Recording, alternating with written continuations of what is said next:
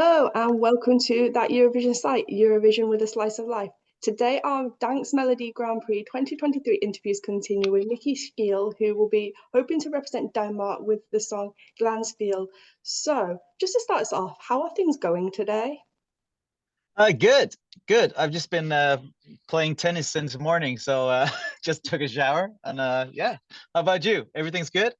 I've just been working from home, so Yeah, very boring great. day for me. Yeah. Uh, so to continue, let's start with a quick icebreaker by just asking, is there one thing about yourself that not many people would know? I mean, I'm a very open person, so so I think most people know what needs to be known about me. Yeah, I just started working out a bit and also playing tennis. Maybe that's that's one of the things people don't know.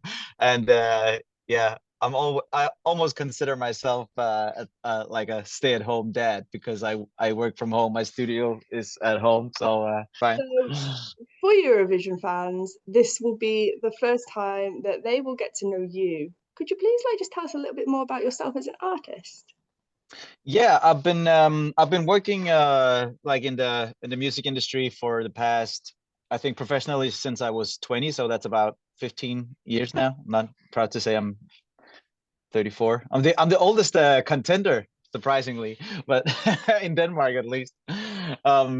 So yeah, I've been working on different projects since I was 20 years old. I've been doing both Danish and English songs. I did an English album 2 years ago, which went pretty great. And then I started doing like more personal stuff, and then it uh, just felt like the right thing to switch to Danish. So that's why my song is in Danish as well, because I feel like I want to show who I am as an artist. Obviously, if I'm gonna be so lucky to go all the way, it's gonna be translated to English for the like the final show. Okay.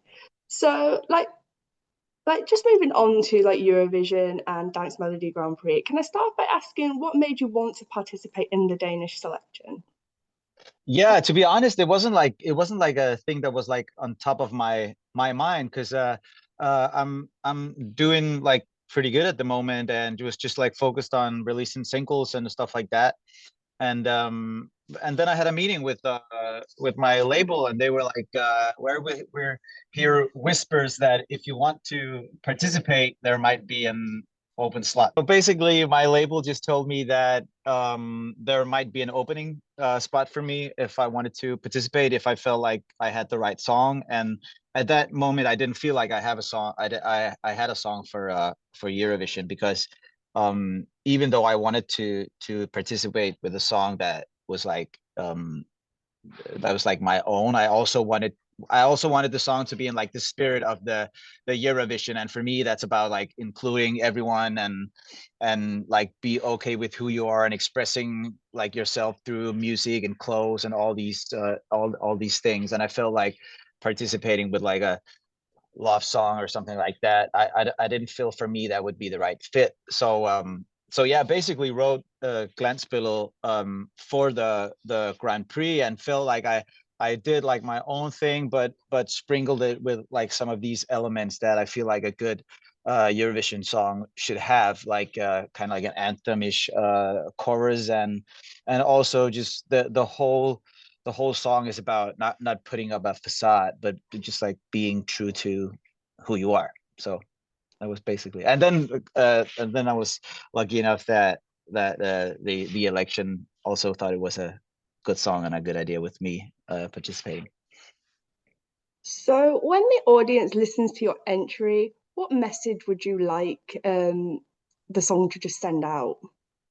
Yeah, basically what I just said, like it should just be a like reminder to everyone that the grass isn't greener on the other side. Like when you look at social media and stuff like that, it looks like everyone is living the perfect life. So this is just like for me also saying like I'm an artist. I might be one of those that you look on Instagram and think like he's living this perfect life, but it's just like me telling through music that no one's life is perfect. We all deal with things here and there, and I think like we should just be open to talk about our problems and not putting up this perfect picture perfect facade.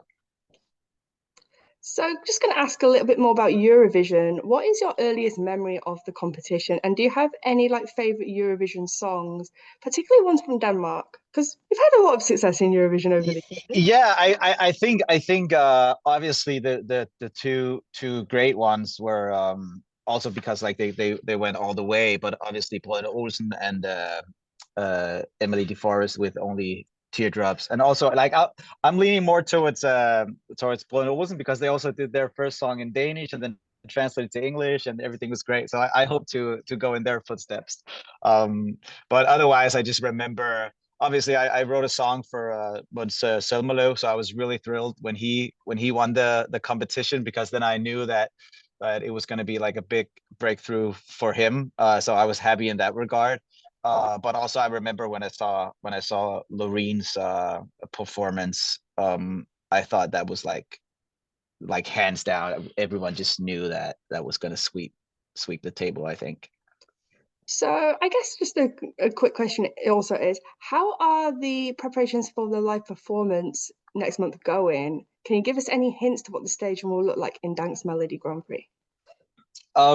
Yeah, I not everything has fallen into place yet, but what I'm basically singing in the song is like just set fire to your picture perfect. So there's going to be fire for sure.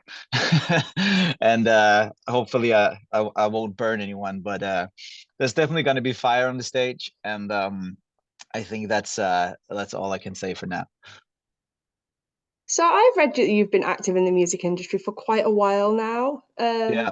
So, how much will your experience in performing over so many years help you in Dance Melody Grand Prix?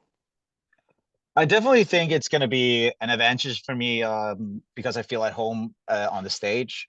Like obviously, it's going to be different because it's not every day that you perform in front of like a million people sitting at home. But it's going to pretty much, they're trying to put up the whole stage and the crowd, so it's going to be more like a real live concert. So in that regard, I think it's for me, it's just gonna, yeah, the stage is like my second living room, I feel. So I feel comfortable, and yeah, obviously I've tried it a lot. It's just gonna be like feeling at home.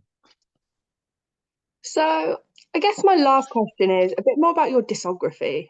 Um, Hmm. what would you advise fans of Glansbillede to listen to out of like your music over the years?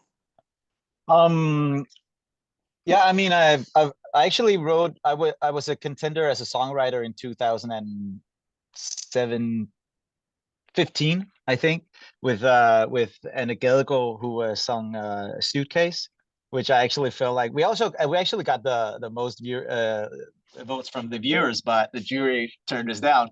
But I actually think that was a really good song that hasn't gotten enough credit.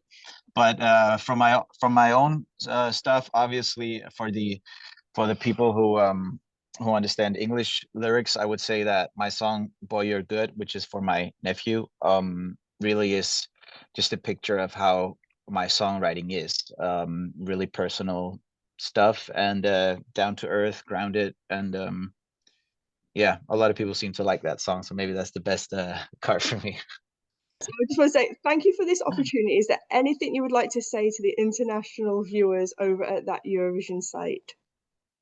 Yeah, hopefully we can live up to your expectations and make a great show. I'm definitely going to do my best, and hopefully I'll I'll have the English version ready for you at some point, and you can enjoy that as well.